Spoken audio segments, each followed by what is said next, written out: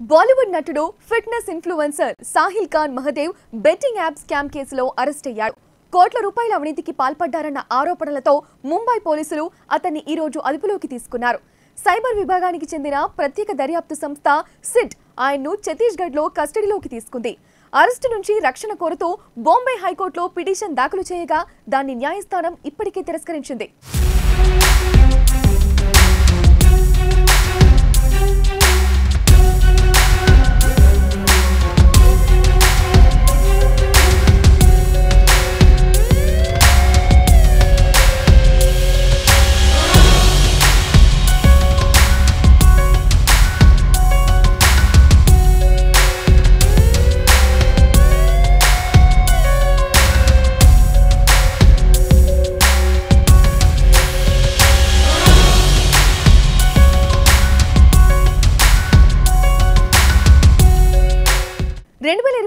డిసెంబర్లోనే సాహిల్ కు సిట్ నోటీసులు ఇవ్వగా ఆయన విచారణకు హాజరు కాలేదు. ఈ కేసులో ముందస్తు బెయిల్ ఇవ్వాలని హైకోర్టును ఆశ్రయించాడు. ఒక సెలబ్రిటీగా తాను కేవలం ఆ యాప్ కు బ్రాండ్ ప్రమోటర్ గా మాత్రమే పనిచేశానంటూ చెప్పుకొచ్చాడు. 2022 ఫిబ్రవరిలో యాప్ ప్రమోటర్ గా ఒప్పందం కుదిరిందని, అంతేకాని యాప్ ద్వారా జరిగే కార్యకలాపాలతో తనకు ఎలాంటి సంబంధం లేదని పిటిషన్లో తెలిపాడు. కానీ పోలీసులు మాత్రం ఆయన్ను బెట్టింగ్ యాప్ సహ యజమానిగా చెప్పుకొచ్చారు. సాహిల్ ఖాన్ పిటిషన్ను విచారించిన హైకోర్టు బెయిల్ను నిరాకరించింది. బెట్టింగ్ యాప్ కార్యకలాపాలన్నీ అక్రమమని, పెద్ద మొత్తంలో డబ్బులు చేతులు మారాయని తెలిపింది.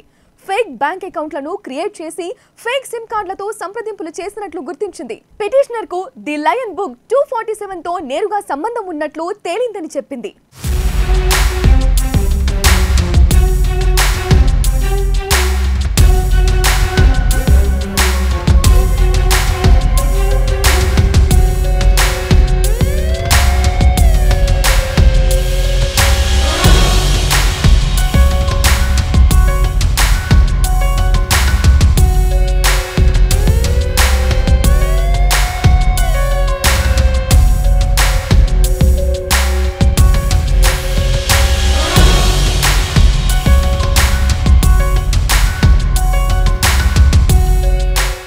ఎఫ్ఐఆర్ ప్రకారం మహదేవ్ బెట్టింగ్ యాప్ ద్వారా దాదాపు 15,000 కోట్ల రూపాయల అవినీతి జరిగినట్లు ప్రత్యేక దర్యాప్తు సంస్థ గుర్తించింది.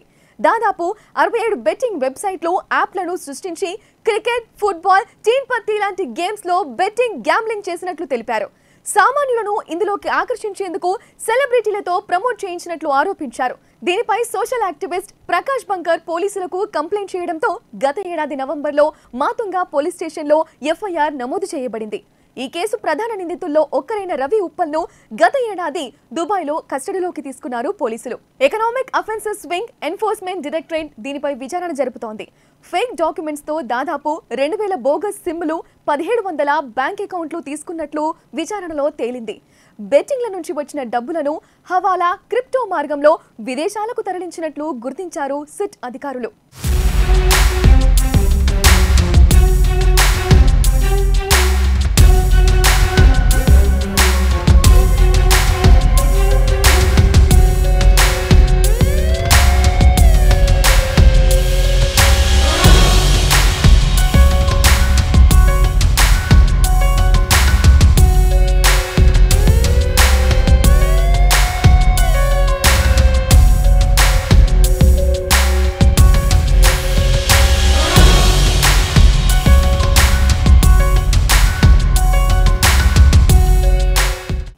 ప్రమోటర్లలో ఒక్కరైన సౌరభ్ చంద్రకర్ వివాహం యుఏఈలో జరిగింది.